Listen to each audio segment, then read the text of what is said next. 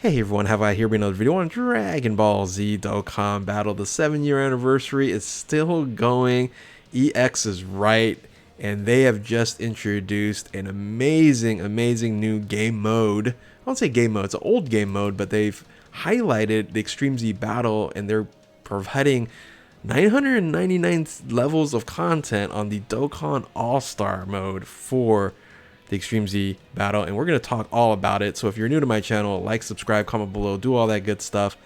Let's dive right in. And yes, every easy battle, right, every Extreme Z Awakening and level battles there, it can go to level 999, but never ever we've had different characters along the way for an extreme amount of time. Generally, you get to like the last level 30, it's going to be the same character from then on out. But they've done something very interesting here, due to the fact that they're just going to be adding a bunch of characters, and it's very interesting how they've laid it out. And I'll talk about that in 1 second.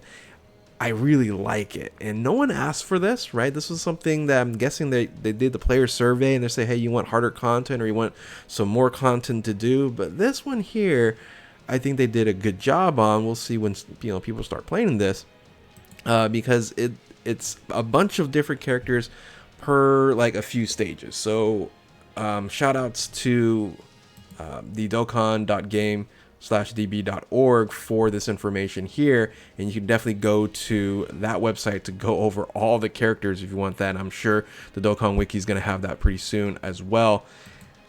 It's very interesting, and you can start looking for the characters here, and you're going to see a pattern, because it starts off in the Dragon Ball saga, right? It starts off with Goku, and then you have Bulma, then you continue to keep on going. There's Roshi, continues to go. Okay, you start going, oh, okay, this is interesting. Seems like these are the characters when they kind of appear, right? And then, of course, at level 999, you have, or actually, prior to that, Evolution Vegeta, Jiren, UI Goku, MUI Goku, Full Power Jiren, and then down to basically LR Goku and Frieza. Well, everything in between kind of falls into a unique order that seems chronological, which I love about it, right? So you're going to be able to go through the Dragon Ball story from the original Dragon Ball series all the way through Super, and it seems like they're adding some movies within it as well, and you're just going to fight through it. And I think this is a great idea. And depending on how hard it's going to be, like at level 993, we'll see how people feel about actually doing this on top of the crazy rewards we'll talk about in a second. But I do like their way of thinking. So let's talk about how to actually complete this level here, because then shout outs to Luca Dokkan. I'll put their link in the description below, along with Dragon Ball Game, this site here, the Dokkan Game, db.org. So here are the weaknesses for the stages of Extreme Z Battle. Of course, every single stage we have, or every single event we have on the Extreme Z Battle, we have weaknesses, and they're basically providing you weaknesses all the way from level 1 to 999. And you can just follow the chronological order here. It kind of makes sense, right? It starts with DB Saga, we mentioned that already. And from level 1 to 109, you got to run a DB Saga team. So you're going to have to start beefing up those characters. I'm still wondering if it's just going to get harder and harder every single stage, because boy, it's going to be interesting all the way down at Universal Survivor Saga. But DB Saga from 1 to 109, and then from 109 to 131, it's a World Tournament, and then 131 to 173 is Pure Saiyans. Well, Pure Saiyans, you start thinking about, okay, Vegeta, Goku, that fight there. So once again, it's like, oh, that's very smart for them to do this kind of order. Then, of course, after the Saiyan Saga goes into the Planet Namek Saga. So here's where I'm feeling a little bit better about the Saiyan Saga. It seems like they're saying, Pure Saiyans is the Saiyan Saga kind of scenario on that end. That's how they're, portraying it in this order here. And then you have basically heavenly events from 243 to 259, which then goes into Android Cell Saga, and then goes into Otherworld Warriors 341, makes sense there. And then 355 is Majin Buu Saga. Then of course that's the end of Z. Now you can see that you can start seeing the spread of GT here, and then again, you know, kind of some sprinkles of maybe some movies of sort here. So you got 509 is GT bosses, and then 527 GT heroes, then the Shadow Dragon Saga, then 669 is Goku's family. So that's just kind of a random spot they put it on there. Rip Vegeta family. You don't see Vegeta's family in here at all.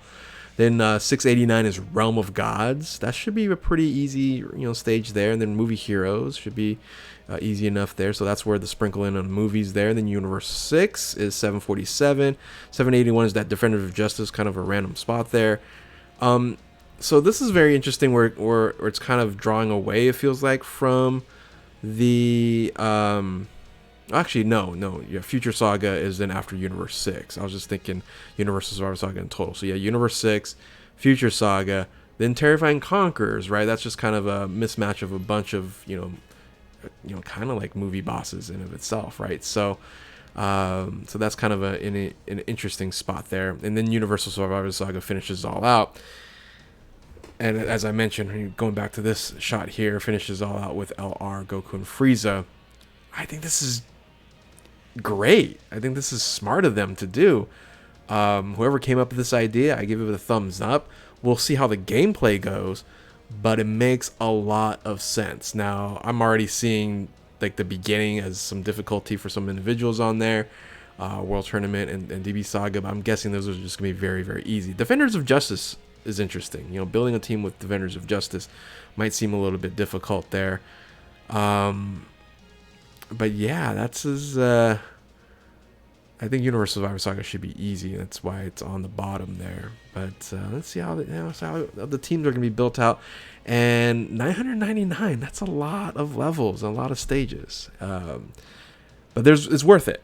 It's worth it because you are going to get a ton of rewards, up to 277 Dragon Stones. Now, for 999 stages, I still feel that this is, I would have liked them to do like at least 300 Dragon Stones, but 277 I can deal with, because you're not only getting Dragon Stones, you're getting orbs, you're getting Grand Kais, you're getting Zeni, you're getting a ton of stuff every single time you're moving up the ladder. But I've never done a 999. I know some of you guys love to grind and do Extreme Z battles at level 999.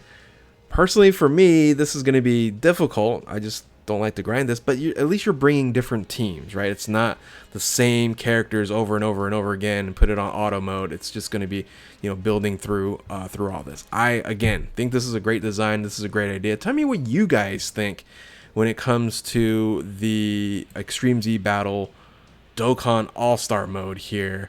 Good idea.